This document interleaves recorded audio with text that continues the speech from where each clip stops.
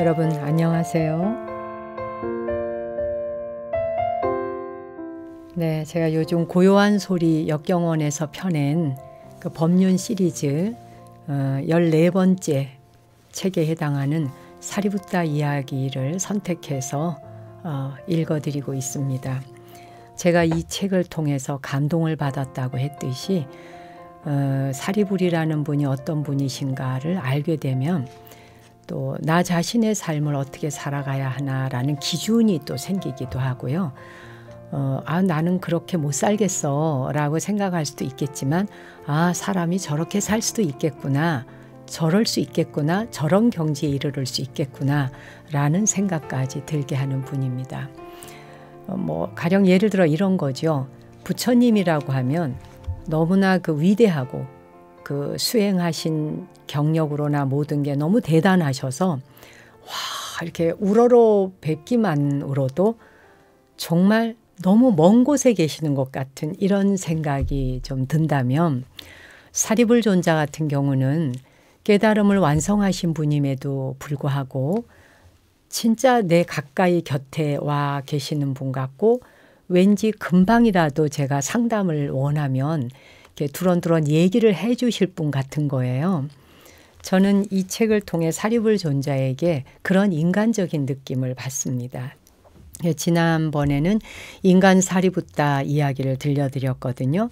사리붓다가 어떻게 해서 상수 제자가 되었는지, 전생에 그런 원력을 세우셨기 때문에 상수 제자가 되었다는 것인데, 이 말은 뭐냐 하면 내가 간절히 원을 세우지 않은 것은 당도하지 않는 거예요.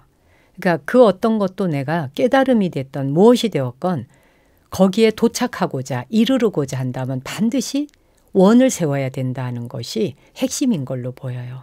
저는 이 말씀이 제 20대 때 이 책을 만났다 하지 않았습니까? 가장 강렬한 저에게 주는 메시지였습니다. 그러면서 인간 사리붓다는 또 어떻게 했느냐? 당신이 수행을 열심히 해서 아라한과를 증득한 뒤에도 수많은 사람들이 아라한과를 증득할 수 있도록 도움을 주는 분이었다는 겁니다. 그리고 이제 최고로 뛰어난 바로 사무예해를 완성하신 명상 수행자가 되시는 과정까지 읽어드렸어요. 사리불 존자의 그 인간적인 면과 이분이 법을 만나서부터 수행하신 과정과 열반에 드시는 과정까지, 이렇게 한 사람이 살다 간 모습은 제 목소리를 통해서 전해드리고자 합니다. 오늘 피안을 향하여 사리붓다를 만나보시겠습니다.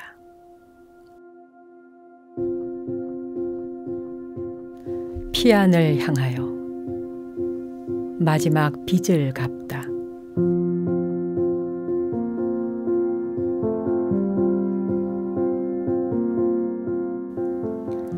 이제 우리의 이야기는 부처님께서 무여열반에 드시는 해에 이르렀다.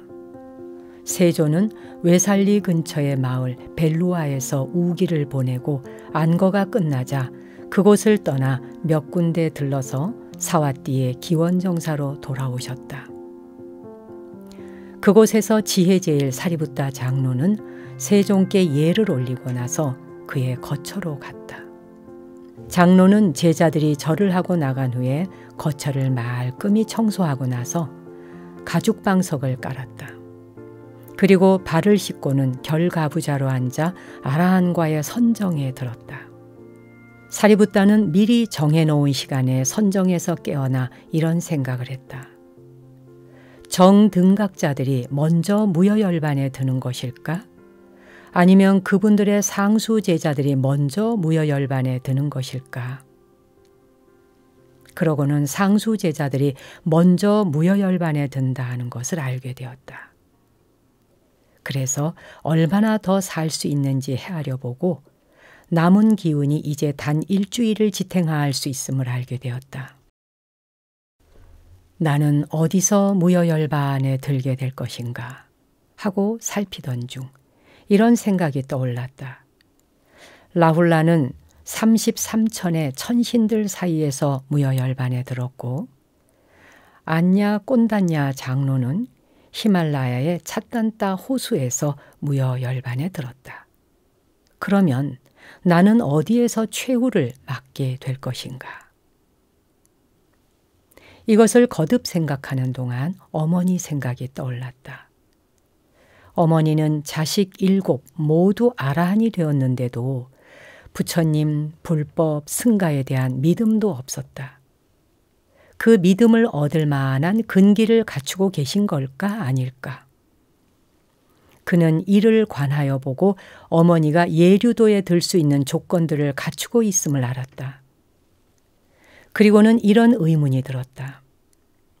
어머니는 누구의 가르침을 받아 진리의 깨달음을 얻게 될 것인가? 그 누구도 아닌 바로 사리붓다 자신의 법문을 통해서만 어머니가 깨달음을 얻게 되리라 하는 것을 알게 되었다. 그는 또 이런 생각을 하였다. 만약 내가 이 일에 마음을 두지 않는다면 사람들은 이런 말을 할 것이다. 사리붓다는 그리도 많은 사람들을 도와주었다.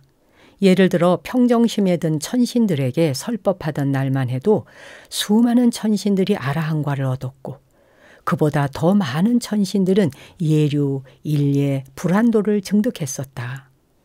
또 다른 때에 그분이 삼보에 귀의하면 얼마나 즐거운지를 말씀해 주시자 그 말을 듣고 많은 사람들이 예류과에 들었고 수많은 집안이 천상계에 다시 태어나기도 했다. 그런데 자기 어머니는 정견으로 인도하지 못하다니. 그러니 나는 어머니를 사견으로부터 해방시켜드리고 내가 태어났던 바로 그 방에서 무여열반에 들어야겠다. 이렇게 마음을 정하고 그는 오늘 당장 세종께 허락을 받고 날라가로 떠나야겠다 하고 생각했다. 그는 시자인 쭌다 장로를 불러서 이렇게 말했다. 쭌다여, 내가 날라가로 가고자 하니 우리 500 비구들에게 의발을 갖추어 떠날 준비를 하라 하고 해주오. 쭌다 장로는 시키는 대로 행하였다. 비구들은 그들이 묵던 곳을 정돈하고 의발을 들고서 사리붓다 장로에게로 왔다. 장로 또한 자신의 침소를 정돈하고 낮 동안 머무시던 곳을 비질하였다. 그러고는 문 앞에 서서 그곳을 돌아보며 이런 생각을 했다.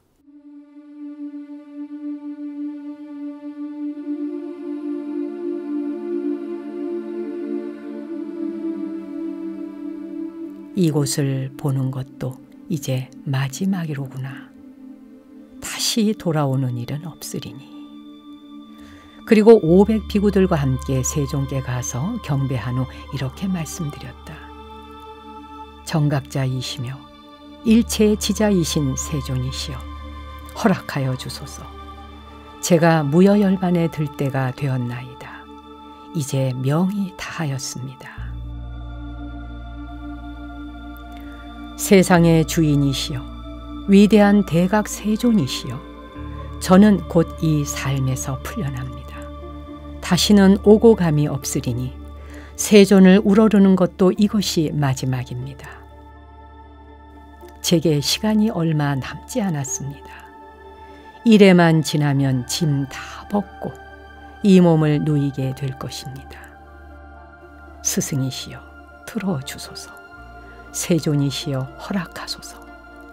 마침내 제가 열반할 때가 되었나이다. 이제 저는 삶의 의지를 놓았습니다.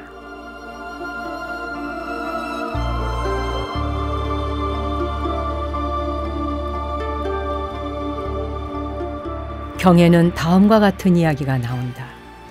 만일 세종께서 무여열반에 들어도 좋다고 대답하셨다면 외도들은 그분께서 죽음을 예찬하고 있다고 비난할 것이고, 만일 무여열반에 들지 말라고 대답하셨다면 윤회의 굴레가 지속되는 것을 예찬하고 있다고 비난할 것이기에, 이를 아신 세종께서는 그런 식으로 말씀하시지 않고 어디에서 무여열반에 들려 하는가 하고 물으셨다는 것이다. 사리붓다는 마가다국 날라가 마을, 제가 태어났던 방에서 열반에 들겠습니다 하고 대답했다. 그러자 세종께서는 이렇게 말씀하셨다. 사리붓다여, 시의적절하다고 생각되는 바를 행하시오. 하지만 승단의 형제들은 그대 같은 비구를 만날 기회가 다시는 없을 것이니 그들에게 마지막으로 법을 설하여 주시오. 이에 장로는 자신의 놀라운 법력을 다 드러내는 설법을 하였다. 불법의 가장 높은 경지에 올라갔다가 세간적 진리의 경지에 내려오고 다시 오르기도 하고 또 내려오며 때로는 직설로 때로는 비유를 구사하여 법을 설하였다. 설법을 마치고 그는 세존 앞에 엎드려 경배했다. 세존의 다리를 부여안고는 이렇게 말하였다. 저는 세존 앞에 엎드려 경배할 수 있기까지 무량겁에 걸쳐 십바라미를 구족하게 닦아왔습니다. 제 간절한 소망은 이루어졌습니다. 앞으로는 만날 일도 스칠 일도 없을 것입니다. 이제 그 두텁던 인연도 타였습니다. 저는 곧 늙음도 죽음도 없이 평화롭고 복되고 번뇌 없이 안온한 곳, 수만의 부처께서 들어가셨던 그곳, 열반으로 들어갑니다. 저의 말이나 행동이 세존을 기쁘게 해드리지 못한 점이 있다면 세존이시여 용서하소서. 이제 가야 할 시간입니다.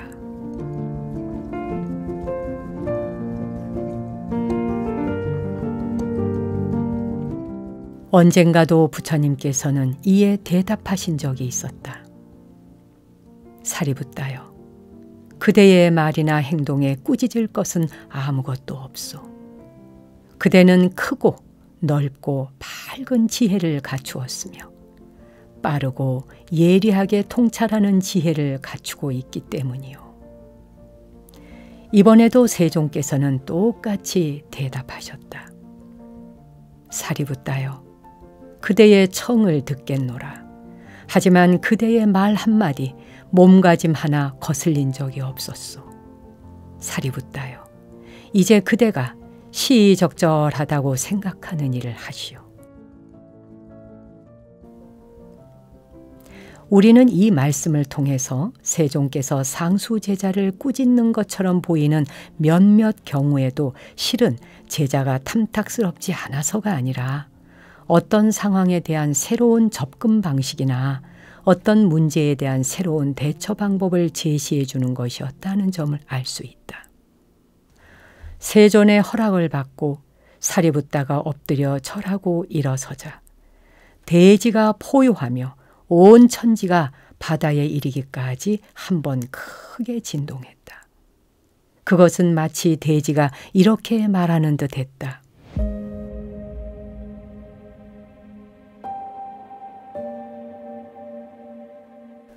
메루산 주변 이 첩첩의 산과 거대한 히말라야 산맥을 떠받치고 있는 나로서도 오늘 이처럼 쌓인 엄청난 덕은 감당할 수가 없구나. 그러고는 크나큰 우레가 하늘을 갈라놓았고 먹장 같은 구름이 나타나더니 큰 비가 쏟아져 내렸다.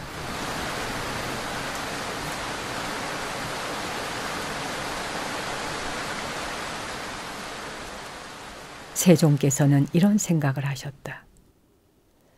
이제 법장을 떠나 보내야겠다.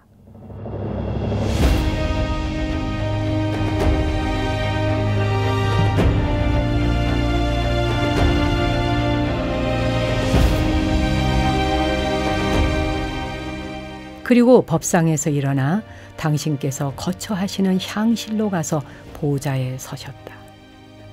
사리붓다는 향실을 오른쪽으로 세 바퀴 돌면서 동서남북에 절하며 이런 생각을 하였다. 제가 아노마다시 부처님 발 아래 무릎 꿇어 스승님 만나기를 소원한 것이 헤아릴 수 없이 많은 세월, 수십만 겁 전이었습니다.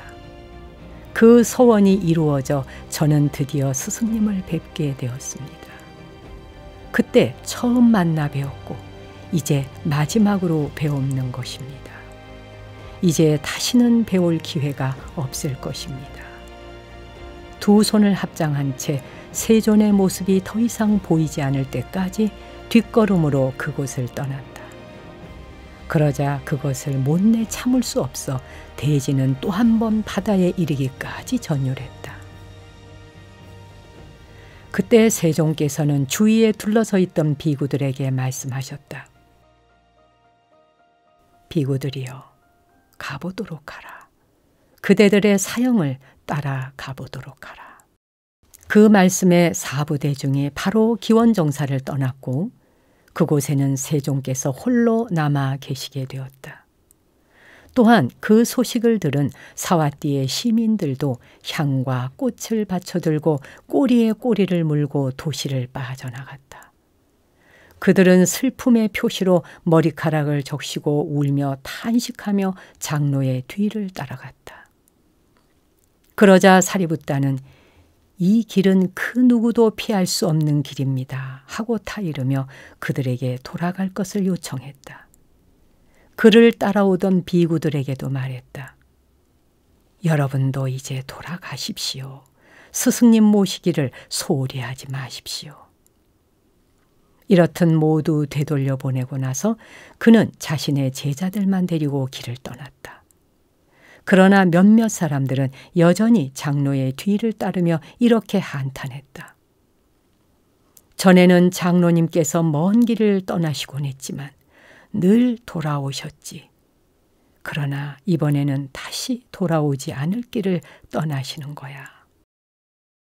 장로는 벗들이여 항상 깨어 있으십시오. 형성되고 조건 지어진 모든 것은 진정 쓰러지기 마련입니다 하며 그들을 되돌려 보냈다. 이 일주일의 여정 동안에 사리붓다는 하룻밤을 묵을 때마다 많은 사람들이 자신을 마지막으로 볼 수 있도록 하였다. 드디어 저녁 무렵 고향인 날라까 마을에 도착한 그는 마을 어귀에 있는 벵골 보리수나무 근처에 멈추어 섰다.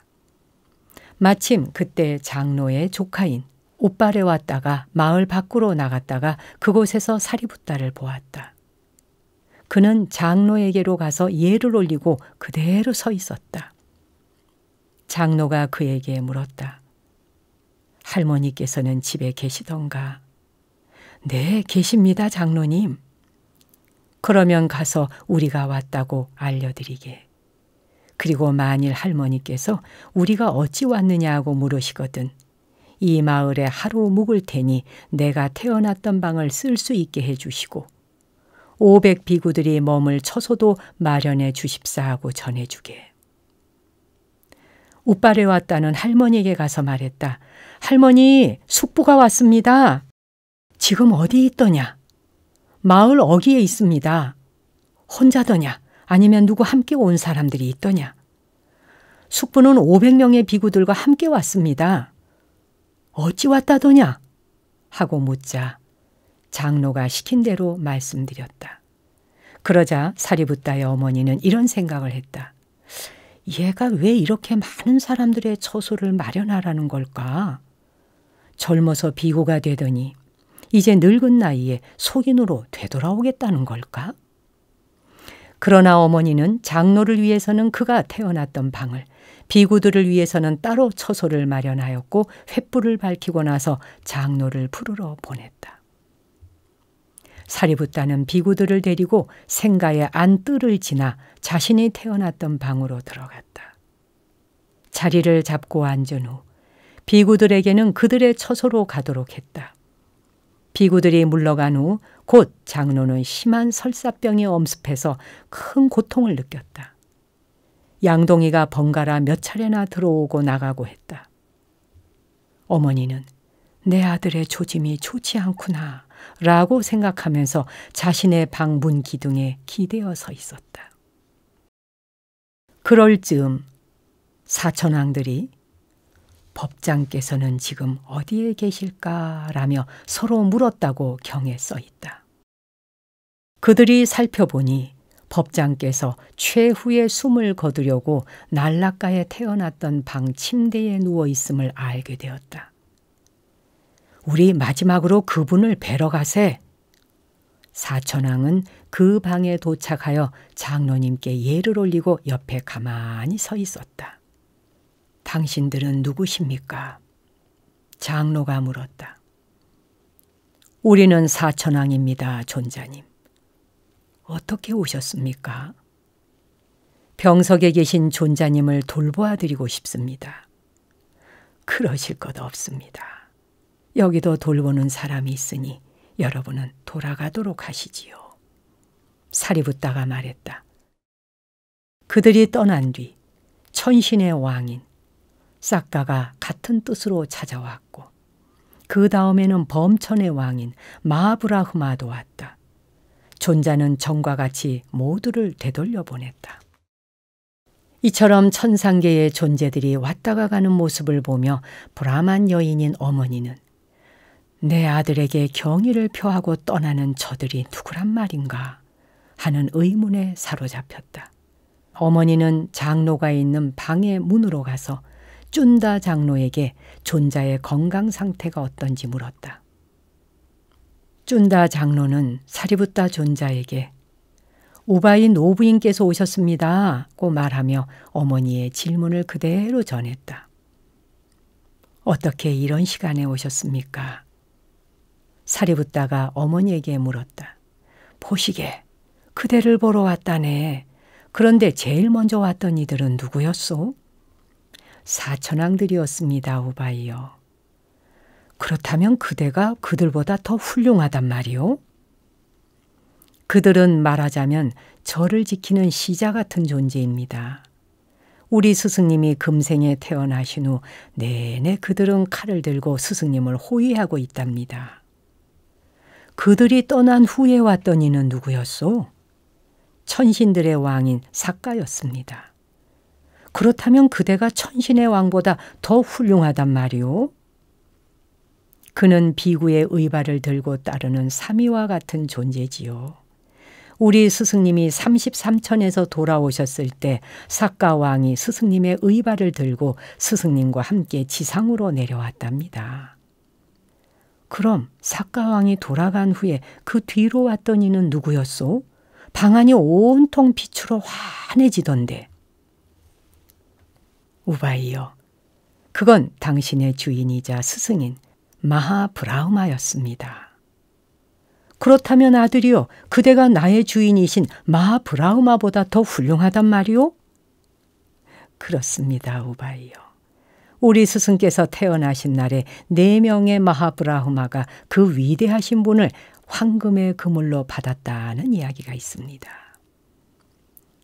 그 말을 듣자 브라만 여인은 이렇게 생각했다. 내 아들의 권세가 이 정도라면 내 아들의 스승이자 주인이신 분의 위력은 얼마나 크단 말인가. 이러한 생각을 하고 있는 동안 갑자기 그 여인의 마음에 환희심과 기쁨이 일어 온몸에 가득 차올랐다. 그때 장로는 이런 생각을 했다. 어머니에게 환희심과 기쁨이 일었으니 지금이 불법을 설해드릴 시간이다. 그리고는 이렇게 물었다. 우바이여, 무슨 생각을 하고 있었나요? 내 아들의 덕성이 그 정도일진데 그 스승님의 덕성은 어떨 것인가 생각하고 있었지요. 나의 스승님이 태어나셨을 때 그분이 세속의 삶을 포기하고 위대한 출가를 하셨을 때 그분이 성도를 하셨을 때 그리고 초전법륜을 굴리셨을 때 이 모든 때마다 수없이 많은 세계가 전율하고 진동했습니다. 계행, 선정, 지혜, 해탈, 그리고 해탈 직연에 있어서 그분에 필적할 만한 이는 없습니다. 그리고 나서 참으로 세조는 이런 분이시니 라고 경배를 올리는 구절들을 자세히 설명해 주었다. 이렇듯 그는 어머니에게 부처님의 덕성을 근거로 불법을 설명해 드렸다. 사랑하는 아들이 해주는 법문이 끝나자 이 브라만 여인은 예륙과에 확고히 들었다.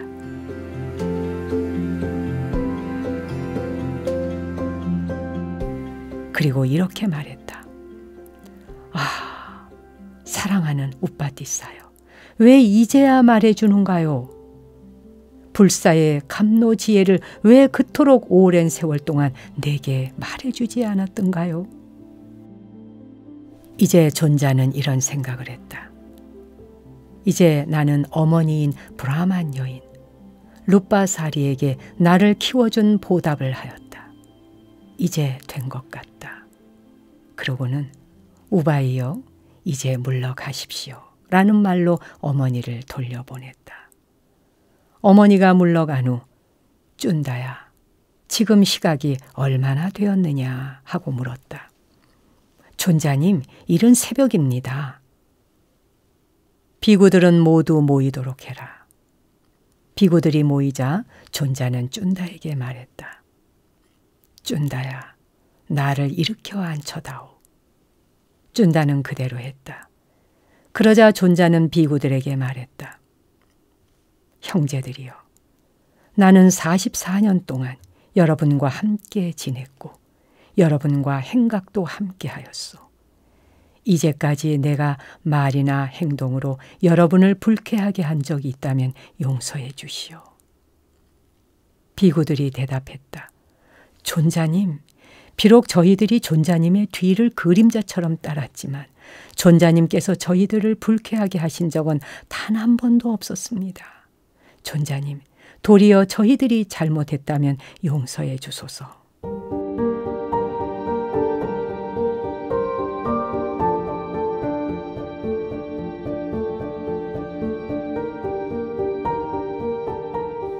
그러고 나서 존자는 넓은 가사로 몸을 감싸고 얼굴도 덮고 나서 오른쪽을 아래로 하고 누웠다. 그러고는 부처님께서 무여열반에 드시게 될 때 하실 방식으로 선정에 들었다. 즉 순차적으로 9단계의 선정에 들었다가 다음에는 역순으로 9단계의 선정에 들었다.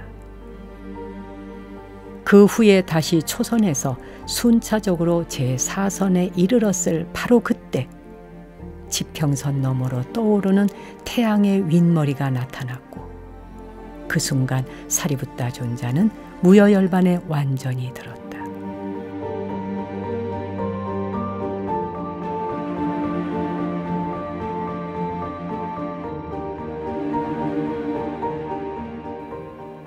그날이 까띠까 달의 보름날이었는데 이는 양력으로 10월과 12월에 해당하는 달이다. 브라만 노부인은 자기 방에서 이런 생각을 했다. 아들은 좀 나은가? 말소리가 끊겼네.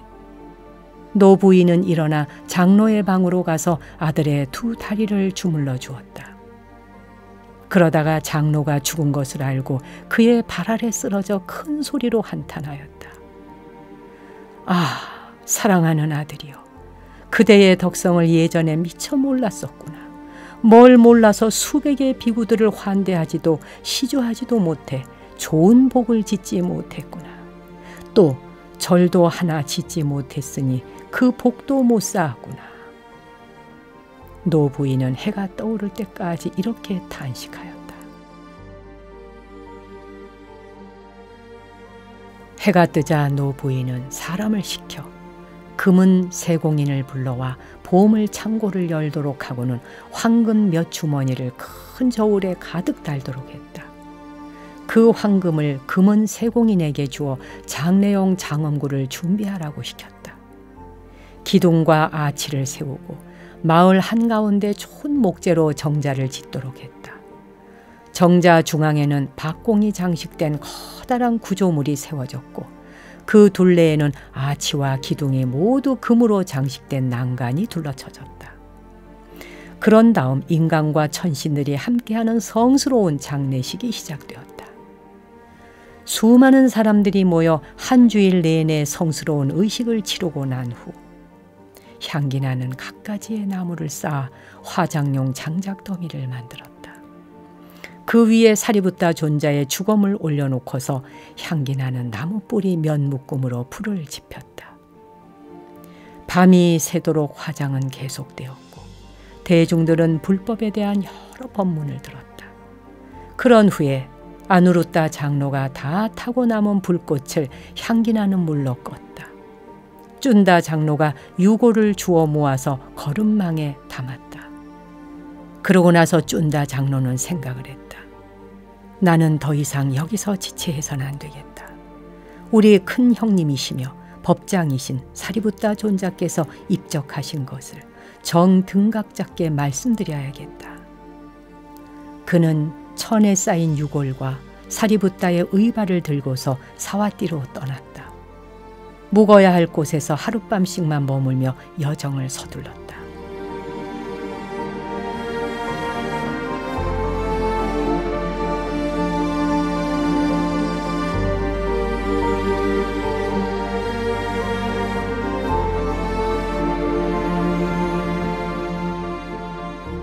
이상의 이야기는 마음챙김의 확립상응의 쭌다경 주석서에 쓰여 있는 줄거리와 대반열반경의 주석서에 실린 같은 내용의 몇 대목을 덧붙인 것이다. 대화 부분은 쭌다경에서 따왔다.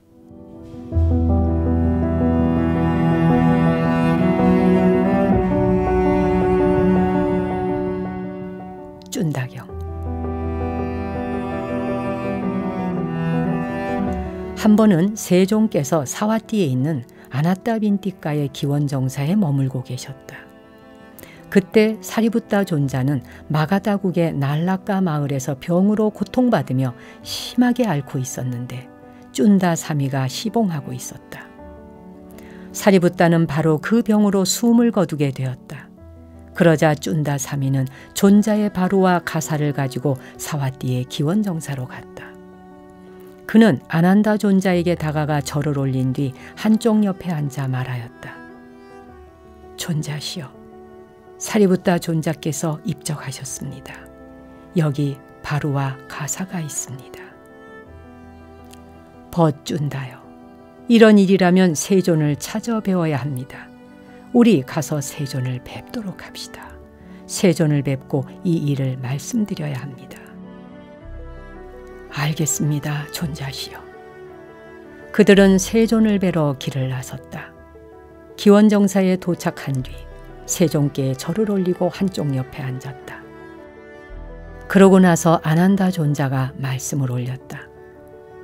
세존이시여, 쭌다 사미가 제게 말하기를 사리붓다 존자가 돌아가셔서 그의 바루와 가사를 가져왔노라고 하였습니다.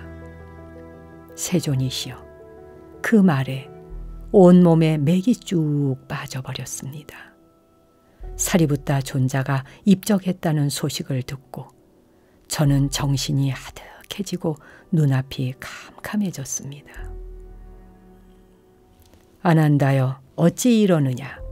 사리붓다가 세상을 떠나면서 그대의 계행과 선정과 지혜와 해탈과 해탈지견을 가져가기라도 했다는 말이냐. 그렇지 않습니다, 세존이시여. 사리붓다 존자가 세상을 떠나면서 저의 계행과 선정과 지혜와 해탈과 해탈지견을 가져가지 않았습니다. 하지만 세존이시여, 사리붓다 존자는 저를 일깨워주고 격려해주고 기쁘게 해주고 법을 설하는데 지칠 줄 모르는 조언자이자 스승이고 교화자였으며 자신을 따르는 비구들에게는 도움을 주는 이였습니다. 우리는 사리붓다가 법을 가르치면서 얼마나 활력과 즐거움과 도움을 주었는지 잊을 수 없습니다. 아난다여, 사람은 누구나 가깝고 사랑스러운 것과 언젠가는 헤어져야만 하고 갈라져야만 한다는 사실을 열애는 이미 가르치지 않았더냐. 태어나서 존재를 이루고 합성되었기에 언젠가는 해체되어야만 하는 것이니 어떻게 우리 곁을 떠나지 않을 수 있겠느냐. 그런 일은 정령코 있을 수 없다. 아난다여, 마치 거목에서 큼직한 가지가 떨어져 나가는 것과 같이 사리붓다도 이제 이 크고 건실한 비구 승단을 떠나게 된 것이다. 아난다여, 태어나서 존재를 이루고 합성되었기에 언젠가는 해체되어야만 하는 것이니 어떻게 우리 곁을 떠나지 않을 수 있겠느냐. 그런 일은 정녕 있을 수 없다. 그러므로 안 한다여 밖에서 귀처를 찾지 말고 네 자신이 섬이 되어라. 네 스스로가 네 자신의 귀처가 되어라. 다른 귀처를 찾지 말고 불법을 너의 섬으로 삼고 불법을 너의 귀처로 삼아라. 주석서에는 이러한 해설이 나온다. 세종께서는 손을 내밀어 천에 쌓인 유골을 들어 손바닥 위에 놓으시고서 비구들에게 말씀하셨다.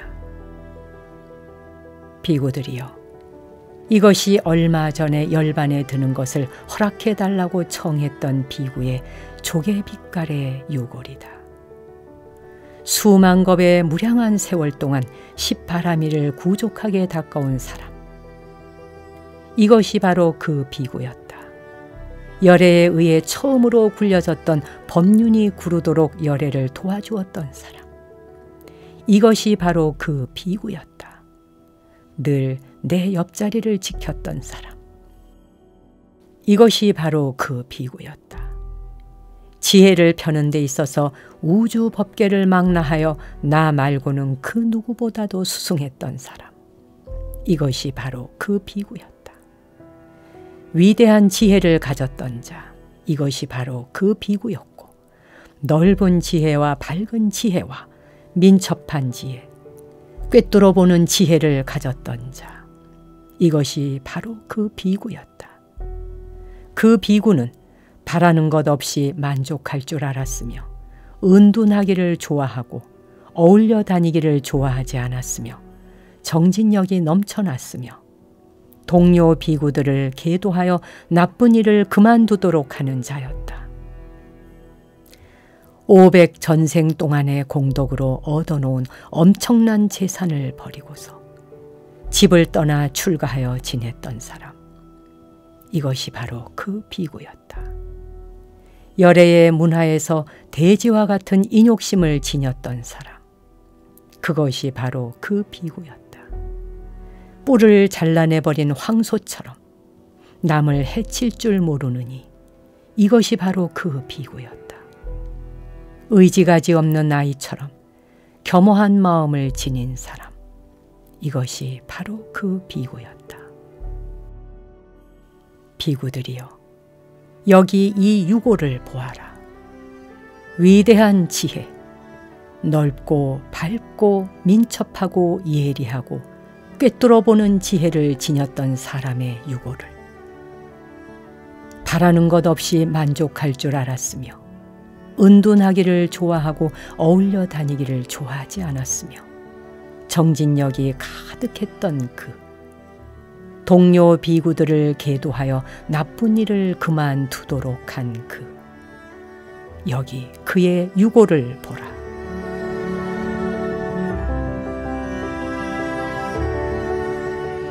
그러고 나서 부처님께서는 당신의 위대한 제자를 칭송하여 다음과 같은 개송을 읊으셨다. 500생 동안 출가하여 가슴속에 깊이 지녔던 즐거움을 던져버리고 모든 감관을 잘 다스려 격정에서 벗어났던 사람. 열반에 든 사리붓다에게 경의를 표하노라. 돼지처럼 인욕심이 강하여 자기 마음을 완전히 조복하게 했고 자비롭고 다정하여 고요하고 냉철하여 거대한 돼지처럼 굳건했던 그 사람. 열반에 든 사리붓다에게 경의를 표하노라. 의지가지 없는 아이처럼 겸허한 마음을 가지고 한 손에 바루를 든 채 마을에 들어가 이 집 저 집 유유히 갈 길 가던 사람. 사리붓다는 바로 그런 사람이었으니 열반에 든 사리붓다에게 경의를 표하노라.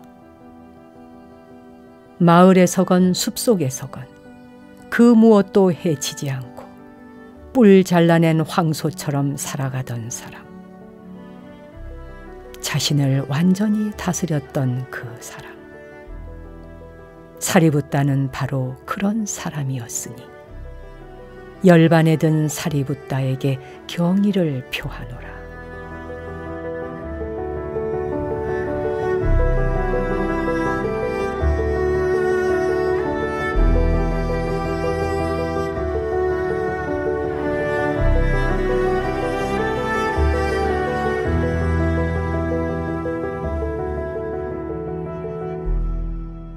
세종께서는 이렇게 사리붓다 존자의 덕을 칭송하시고 유고를 보존할 사리탑을 짓도록 당부하셨다. 그 후 아난다에게 라자가하로 가고 싶다고 말씀하셨다. 아난다가 비구들에게 알렸고 세종께서는 많은 비구들과 함께 라자가하로 길을 떠나셨다. 그곳에 도착하셨을 때에는 이미 마하모칼라나 존자도 세상을 떠난 후였다. 이번에도 세종께서는 모칼라나의 유고를 들어 보이시고 사리탑을 세우도록 당부하셨다. 그런 뒤 세종께서는 라자가하를 떠나 겐지스강을 향해 먼 길을 가셔서 우까젤라에 도착하셨다. 겐지스강 뚝으로 나아가신 세종께서는 따라온 비구들과 함께 앉으시고 사리붓다와 마하모칼라나의 무여열반에 관한 우까젤라 경을 설하셨다.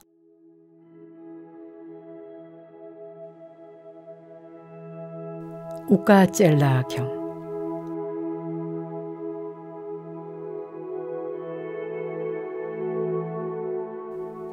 사리붓다와 모칼라나가 열반에 든 지 얼마 되지 않은 어느 때 부처님께서는 왓지 지방의 우까젤라 마을의 겐지스 강가에 머물고 계셨다.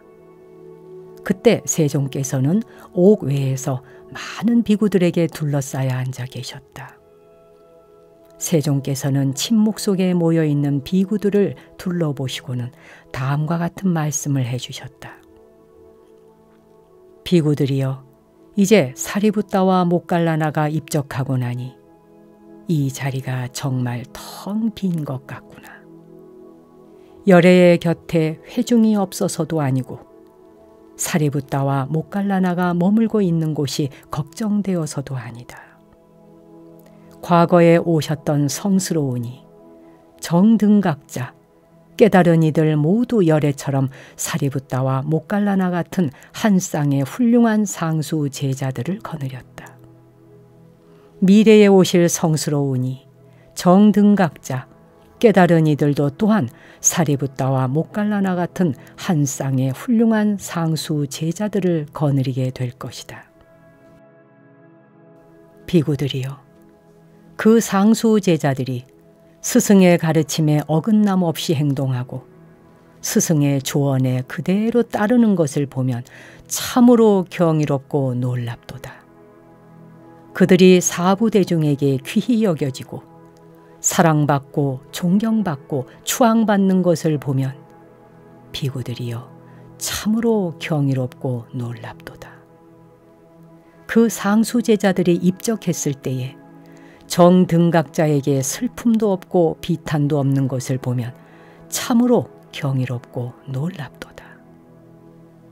태어나서 존재를 이루고 합성되었기에 언젠가는 해체되어야만 하는 것이니 어떻게 우리 곁을 떠나지 않을 수 있겠느냐. 그런 일은 정녕 있을 수 없기 때문이다. 그러니 비구들이여, 밖에서 귀처를 찾지 말고 그대들 자신이 섬이 되어라. 그대들 스스로가 자신의 귀처가 되어라. 다른 귀처를 찾지 말고 불법을 그대들 섬으로 삼고 불법을 그대들 귀처로 삼아라.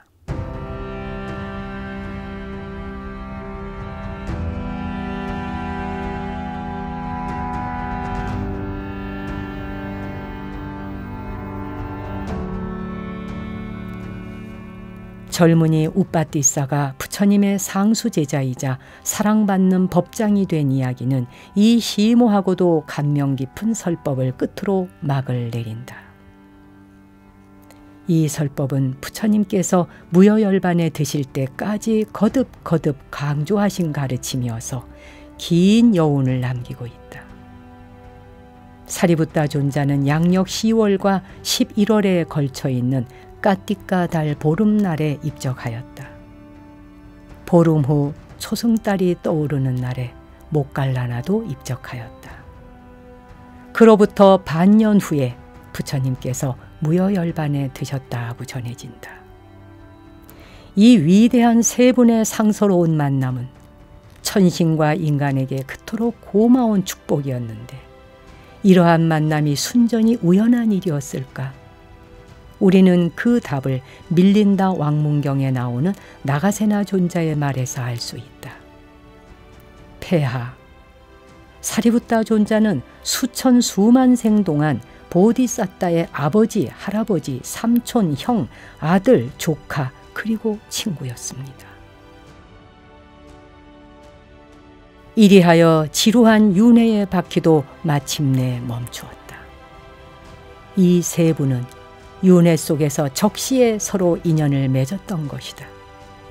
덧없이 흘러갈 뿐인 시간. 그 시간의 차원에서 초시간적 차원으로 접어들게 되었고 생사의 윤회를 넘어서 불사의 경지로 들어가게 되었다. 그리고 마지막 생에서 그분들은 이 세상을 밝게 비추는 광명의 등불을 밝히셨다. 이 등불이 영원히 빛나기를.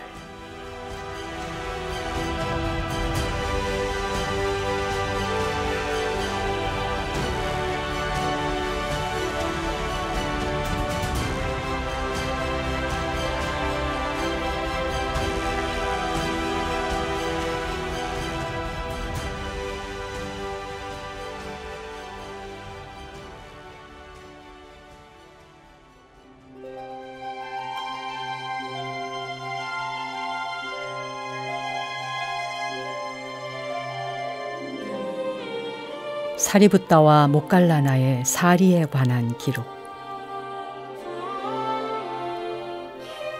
인도 보팔의 산치 언덕에는 10기의 사리탑이 있는데 그것은 아직도 인도에 남아있는 가장 오래된 건축물 가운데 하나다. 이 탑들은 그 축조 형태나 조각 양식으로 보아 불교 예술 전성시대에 제작된 것으로 추정되고 있으며 탑의 여기저기에 씌어있는 글자로 미루어 그 시기는 아쇼카 왕 시대인 서기 전 3세기 중반쯤으로 간주되고 있다. 그 중에는 보존 상태가 좋은 것도 있지만 수백 년의 세월이 지나는 동안 흙이나 돌 무더기로 되어버린 것도 있다. 1851년에 알렉산더 커닝햄 경이 부처님의 상수 제자인 사리붓다와 마하모갈라나의 성스러운 유고를 발굴한 것은 바로 이들 탑 중의 하나인 그 유명한 세 번째 사리탑에서였다. 비슷한 시기에 산치에서 10km쯤 떨어진 사타다라에 있는 사리탑에서도 이 두 훌륭한 아라한의 사리가 더 발굴되었다. 커닝햄은 산치 언덕의 사리탑 한가운데에 버팀목을 박다가 길이 150cm가 넘는 넓은 석판이 남북으로 놓여 있는 것을 발견했다. 그 석판 밑에는 회색 사암으로 된 상자 2개가 있었는데 그 뚜껑에 각각 브라흐미 문자로 된 짧은 명문이 있었다. 남쪽의 상자 뚜껑에는 사리붓다의 사리라는 뜻의 글이 있었고 북쪽의 것에는 마하모갈라나의 사리라고 되어 있었다. 남쪽의 상자 안에는 넓이가 15cm에 높이가 7cm가 좀 넘는 동석으로 된 넓고 납작한 함이 들어 있었다. 겉면은 단단하고 반들반들 닦여 있었고 선반 작업으로 세공한 그 함은 아름다운 예술 작품이었다. 함의 둘레에는 다비식에 쓰여졌던 것 같은 백단향 나무 조각이 놓여 있었고 함 속에는 유골 하나와 여러 가지 보석들이 함께 있었다. 이 사리붓다 존자의 유골은 길이가 3cm가 채 안 되었다. 북쪽 상자 안에도 동석으로 된 함이 있었는데 사리붓다의 것보다 약간 작았고 겉면도 덜 단단했다. 그 안에는 마하모칼라나 존자의 사리가 2개 있었는데 그중 큰 것도 길이가 1.5cm가 채 못 되었다.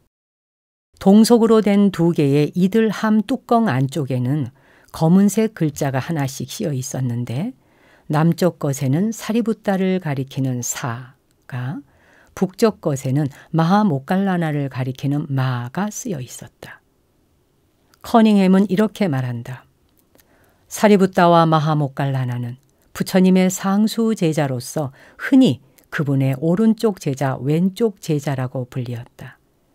그들이 죽은 후 그 유골도 생전에 그들이 차지했던 위치대로 부처님의 오른쪽과 왼쪽의 자리를 지키고 있는 것이다.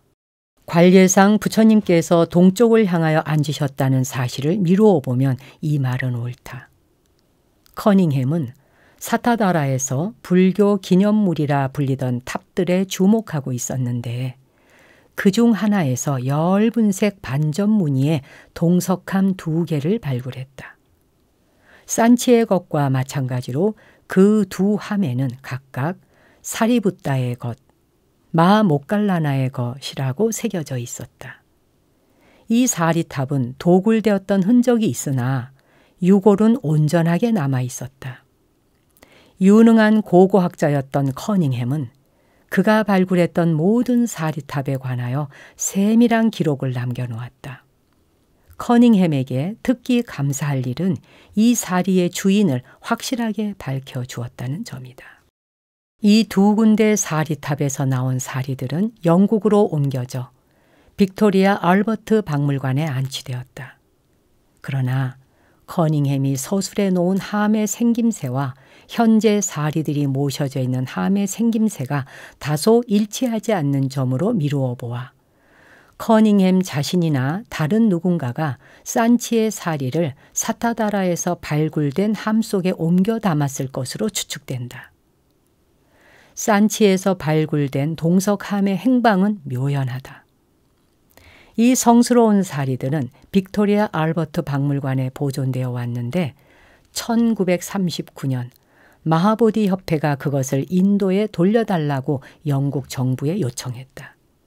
이 청원은 즉시 받아들여졌으나 제2차 세계대전의 발발로 사리의 안전 수송이 어려워 연기되어 오다가 1947년 2월 24일 빅토리아 알버트 박물관에서 사리들은 마하보디 협회 대표들의 손에 전해져 본디 묻혀있던 고향으로 돌아가는 여행길에 오르게 되었다.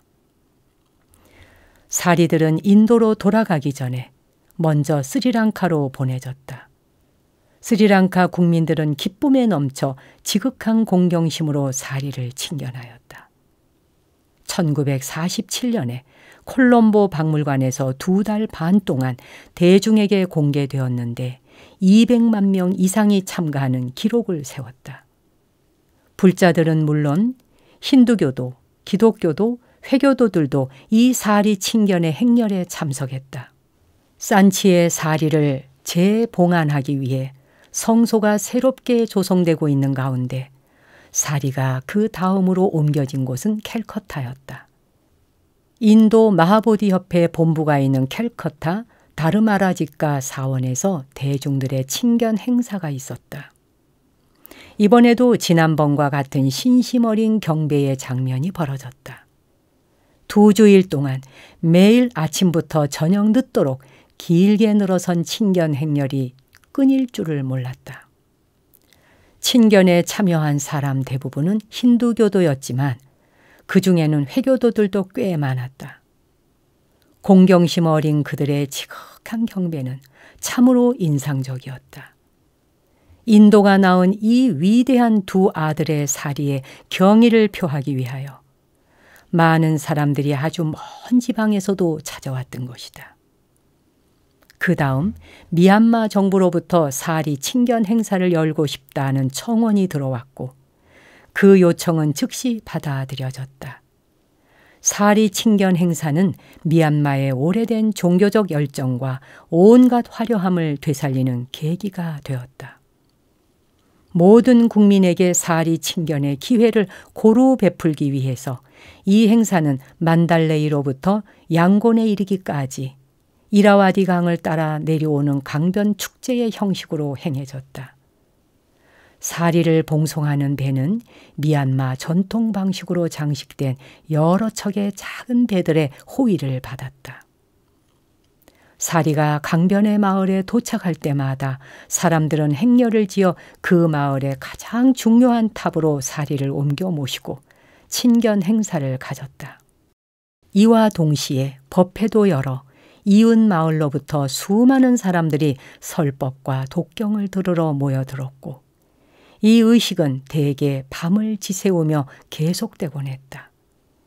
이어서 사리는 네팔과 라다크 정부의 요청으로 친견 행사를 위해 또다시 옮겨졌다. 사리가 다시 인도로 돌아온 후 미얀마 정부는 이 성스러운 사리의 일부를 모셔가야겠다고 청원했다. 인도 마하보디 협회는 이에 동의했고 미얀마의 총리가 직접 사리를 받으러 캘커타로 갔다.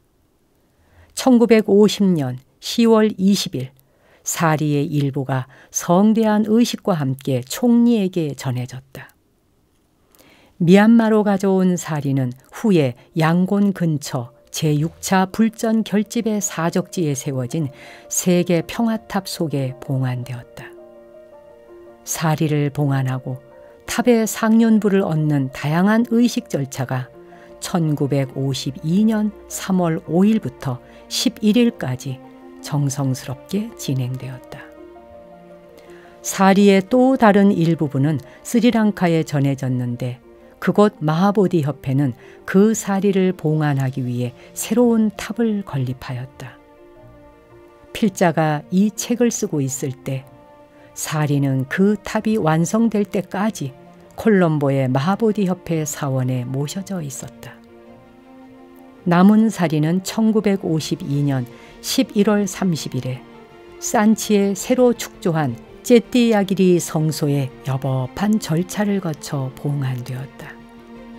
그곳에 봉안된 사리는 세계 곳곳에서 찾아와 경배하는 신심 깊은 순례자들에게 부처님 가르침의 가장 훌륭한 열매였던 두 분의 삶이 어떠했는지를 영원히 일깨워주고 있다.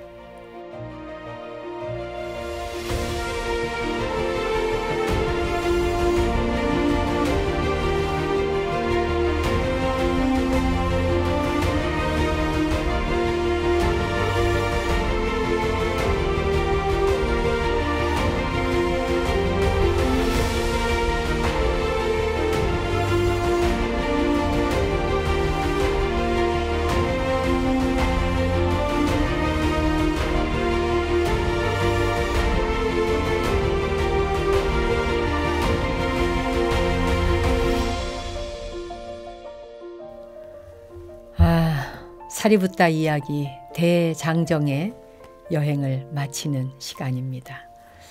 피안을 향하여 이 뒷부분에 이르러서는 사실 매번 같지만 감정을 추스르기가 저 같은 사람은 참 쉽지가 않습니다. 근데 이제 세종께서 사리붓다가 이제 화장하고 난 뒤에 쭌다가 이제 유골을 가지고 오잖아요. 그래서 이제 부처님께서 그 사리불 존자의 유골을 손바닥에 놓으시고 그 비구들에게 하시는 말씀, 그건 정말 이것이야말로 사자후다 하는 생각이 들고요. 그냥 그 장면을 상상해 봅니다. 비구들이요, 이것이 바로 얼마 전에 열반에 드는 것을 허락해 달라라고 청했던 그 비구의 이 조개빛깔의 유골이다, 이렇게 말씀하시면서 수만겁 동안에 18아밀행을 행했고, 그런 이제 수행을 해가면서 붓다를 만나고, 그리고는 아라한과를 증득하고 법륜의 수레바퀴를 같이 굴리고, 그 법륜의 수레바퀴를 굴릴 때 부처님을 보좌한 사람으로서 이상 없는 그런 상수제자였음을 선포하시고, 그리고 중요한 건 나는 마하모갈라나 사리붓다와 마하모갈라나가 열반에 들었을 때 슬픔이 전혀 없었다. 이 말씀, 이게 이제 그 불교의 핵심인 것입니다. 그 수행의 핵심인 것이죠. 이게 이제 우리가 그 일반적인 감정과 느낌을 가지고 살아가는 그 중생심으로 볼 때는 어떻게 그렇게 인정머리가 없을 수 있어? 어떻게 그렇게 사람이 야박할 수 있어? 라고 하지만 전혀 그게 아닌 거죠. 완전한 열반의 세계, 그리고 나라는 생각 자체가 완전히 놓아버린 세계, 그러한 경지에선 슬픔이라는 게 있을 수가 없는 거죠. 형성되어진 것, 즉 인연에 의하여 조합되고 오온으로 구성되어진 것들, 그것이 일순간 오업으로 구성되어졌을 때 뭉치고 모여서 살아있다 말할 뿐, 이것이 또 다하면은 해체되어지는 것, 여기에 무슨 괴롭고 슬프고 기쁘고 즐거움이 있겠느냐. 뭐 그대로 부처님 말씀하신 불교 수행의 핵심이 바로 그 유고를 들고 선포하셨던 말씀 속에 고스란히 담겨 있습니다. 그리고는 밖에서 귀처를 찾지 말아라. 완전 사자우를 토하시잖아요. 네 자신이 섬이 되어라. 네 스스로 네 자신의 귀처가 되어라. 다른 귀처를 찾지 말아라. 바르게 설해진 부처님의 법, 불법을 너의 섬으로 삼고, 그리고 불법을 너의 귀처로 삼아라. 이 마지막 한 말씀 딱 도장 찍듯이 막 인증해 주듯이 남겨주시는 이 말씀을, 이 책을 읽어드린 제 자신이나 또 이걸 지금 듣고 계시는, 보고 계시는 여러분 모두의 우리 가슴에도 도장 찍듯이 꽉 찍었으면 좋겠습니다. 이렇게 사리부타의 이야기를 통해 대장정의 여행을 함께 해봤습니다. 사리불 존자를 직접 친견하시는 것과 같은 마음을 느끼실 수 있도록 읽어드렸는데 그러셨는지요? 주변의 많은 사람들에게도 이 사리불 이야기는 좀 많이 권해주시면 좋겠습니다. 불자들만이 아니라 불자 아닌 사람도, 일반인 누구라도 주변에 좀 많이 권해서 완성된 인간의 모습이 무엇인지를 느껴보고 그리고 체험해 볼 수 있는 그런 시간이 되면 좋겠다 하는 마음으로 읽어드렸습니다. 사리부타 이야기 마치겠습니다. 들어주셔서 감사합니다.